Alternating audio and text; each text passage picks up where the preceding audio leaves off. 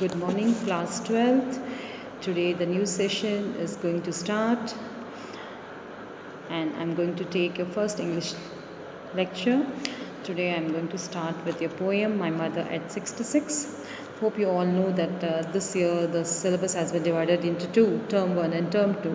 So this poem is included in your term 1 and we will discuss the syllabus in the next video.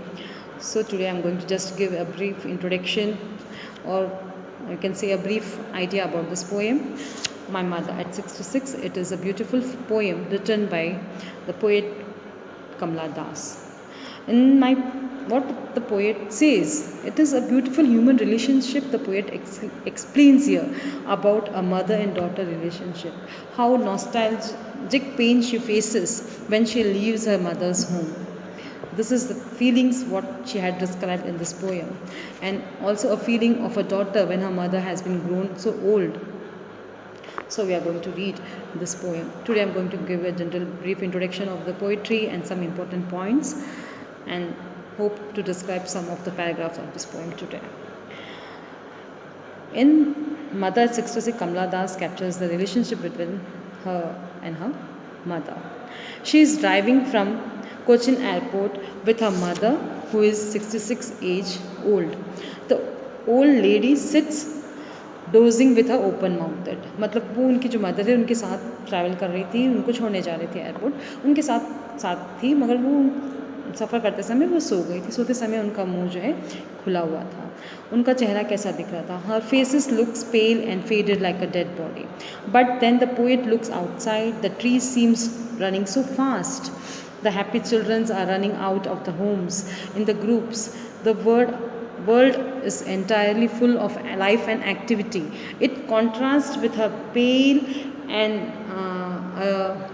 face of her mother who is sitting inside the car. यहाँ पे दो comparison है, एक जो car के बाहर के views हैं और एक कार के अंदर जो उनकी मदर इतनी डल, इतनी कह सकते हैं एक डेड बॉडी जैसा बिल्कुल सोई हुई है. बिल्कुल डिफरेंट एटमॉस्फेयर कार के अंदर का और बिल्कुल कार से बाहर का. ये दो डिस्क्रिप्शन उन्होंने इस पोएम में दिखाया है. मेन पॉइंट्स क्या हैं इस पोएम के?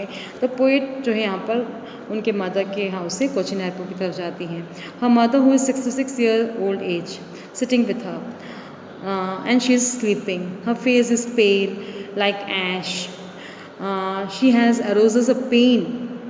This face of her mother has aroused a pain in the heart of the poet here. The poet turns, उनको इतना उनकी मदर को देखकर दुख हो रहा था. क्यों हो रहा था? क्योंकि उनकी मदर जो है इतनी ओल्ड हो चुकी थी, इतनी एज ओल्ड हो चुकी थी. होप उनके मन में एक डर था कि क्या पता नेक्स्ट टाइम जब वो आए तो क्या उनकी मदर को देख पाएंगी या नहीं, क्या होगा नेक्स्ट टाइम, क्योंकि उनकी मदर की एज 66 हो गई थी. उनका चेहरा भी बिल्कुल डल हो चुका था, बिल्कुल लाइफलेस हो चुका था, जैसे कि लग रहा था कि एक डेड बॉडी ही उनके पास लेटी हुई है. बल्कि वो जीवित थी मगर उनके फेस इतना डल हो चुका था, इतना मतलब उनके अंदर इतनी वो एनर्जी नहीं बची थी हम कह सकते हैं. मगर एज अ डॉटर उसकी जो ड्यूटी थी उनकी मदर के प्रति वो शायद फुलफिल नहीं कर पा रही थी उस समय, क्योंकि उन्हें ऐसे इस हालत में इस एज में अकेला छोड़कर उनके इन लॉज के घर वापस जाना था. तो वर्ल्ड आउट फिर उन्होंने इसी चीज़ को, इसी दर्द को छिपाने के लिए कह सकते हैं, या इससे थोड़ा सा बाहर आने के लिए उनका जो अटेंशन है कार के अंदर का अटेंशन उनको डाइवर्ट करने के लिए उन्होंने खुद को डाइवर्ट कर कार के बाहर देखा. तो कार के बाहर उन्होंने जो देखा वो बिल्कुल ही अलग एक एक्टिविटी, फुल ऑफ एक्टिविटी वहाँ पर वर्ल्ड दिख रही थी उनको. तो world outside was full of life and activities.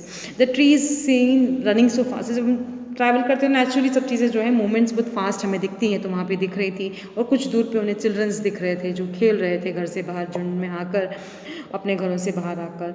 और जब सब देखते देखते ही इतने में ही उनका जो समय हो चुका था और एयरपोर्ट के वहाँ वो पहुँच चुकी थी. वहाँ सिक्योरिटी चेक जब वो करती हैं तो वहाँ पर थोड़ी दूर जब सिक्योरिटी चेक के लिए चली जाती हैं, वहाँ से फिर उनकी मदर को जब वो देखती हैं तो वापस उनकी मदर को देखकर उनके मन में वही डर वापस आ जाता है कि what she looks that faded and a weak as a winter moon. जैसे विंटर का जो मून होता है बिल्कुल डल और विदाउट एनी एनर्जी दिखता है, वैसे ही उनके मदर को देखकर वो फीलिंग आई थी. बिल्कुल उनकी मदर के अंदर कोई एनर्जी नहीं थी, इतना डल फेस उनका था.